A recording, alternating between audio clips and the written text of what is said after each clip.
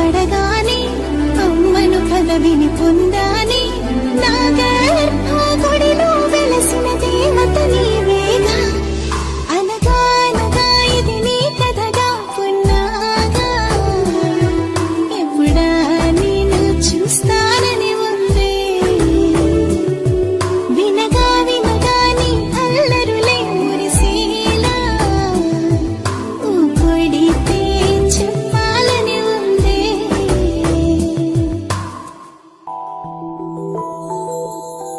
నడిజాము ఈ ఘడియో నా కన్నా నువ్వు లేచి అమ్మా అని అన్నట్టు ఉలికులికి పడుతున్నా నా ముద్దుల సిరిమల్లి చిరునవ్వులు చూడంగా